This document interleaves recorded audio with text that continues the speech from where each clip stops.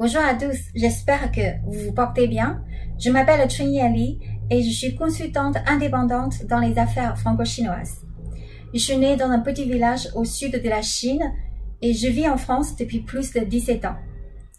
Aujourd'hui, je suis vraiment très heureuse de vous annoncer que mon nouveau livre, Cyrano, Confucius et moi, une chinoise à Paris, est désormais mis en vente. Vous pouvez le trouver dans les librairies ou sur les sites comme la Fnac, Amazon ou Lisez. Dans notre vie, il y a toujours quelques instants clés qu'on n'oubliera jamais. Moi, je me souviens encore très bien de ce 16 septembre 2003, c'était vers 6 heures du matin, dans un avion de la China Southern Airlines qui allait atterrir à Roissy-Charles de Gaulle. Je regardais Paris à travers la fenêtre pour la première fois de ma vie. Je voyais des voitures rouler sur l'autoroute, des lumières partout.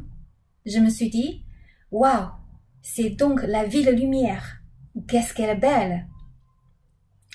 C'était évidemment un moment très émouvant pour moi, un nouveau point de départ pour réaliser de nouveaux rêves dans un pays où je n'avais jamais mis les pieds, mais qui m'avait beaucoup attiré déjà dans mon enfance, où je lisais les classiques français et désirais découvrir le monde.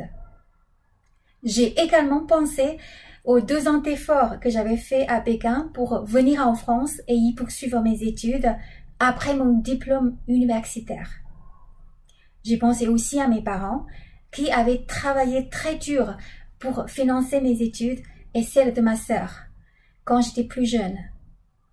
Ils portent haut la valeur travail qu'ils m'ont transmise très tôt. Ce jour-là, j'ai débarqué sur le campus de HEC avec 3 autres camarades chinois de la même promotion.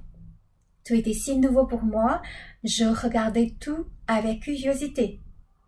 Puis le temps est passé très vite. Vivre dans un autre pays que le sien et apprendre au contact d'autres cultures constitue en effet une grande source d'enrichissement et d'inspiration. Mais en même temps, j'ai aussi été confrontée aux quiproquos, aux clichés ou aux préjugés sur la Chine ou les Chinois.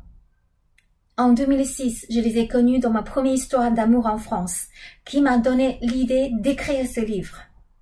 Cette idée s'est renforcée 2 ans plus tard, lors de l'incident avec le relais de la flamme olympique à Paris. J'ai attendu d'accumuler plus d'expérience de la vie avant de démarrer ce projet d'écriture. Entre les Français et les Chinois, nous avons déjà quelques points communs, par exemple la passion pour la gastronomie, l'importance accordée aux relations humaines, la nature humaine, etc.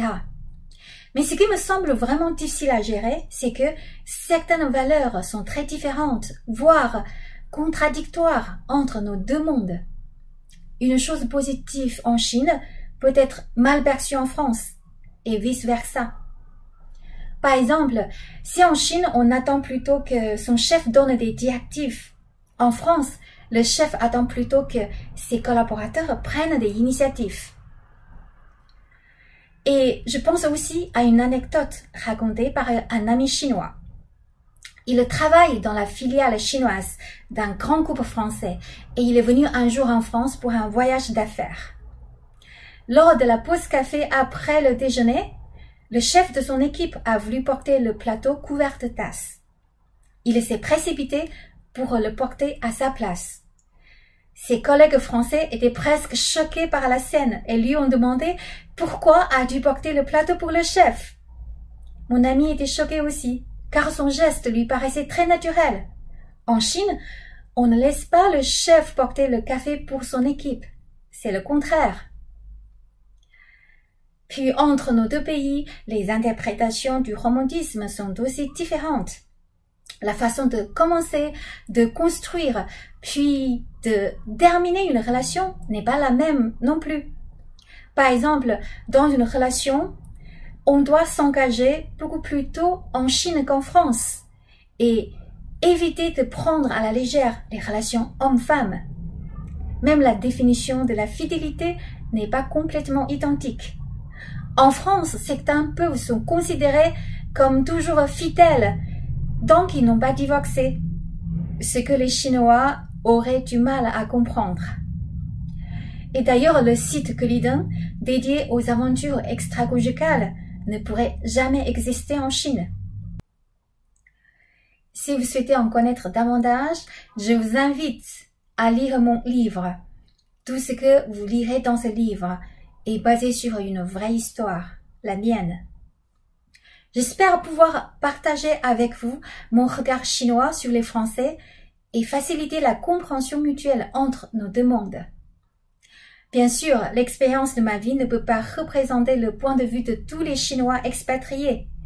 Mais qu'on soit Chinois vivant en France ou Français vivant en Chine ou ailleurs, nous avons presque tous connu des situations un peu similaires qui nous font réfléchir, apprendre, grandir.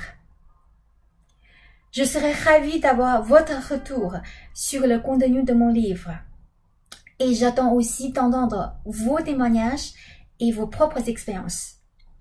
Vous pouvez laisser vos commentaires ici ou m'écrire à contact@feidaconsulting.com si vous le souhaitez. Je vous souhaite à tous une très bonne journée ou une très bonne soirée et je vous dis à très bientôt.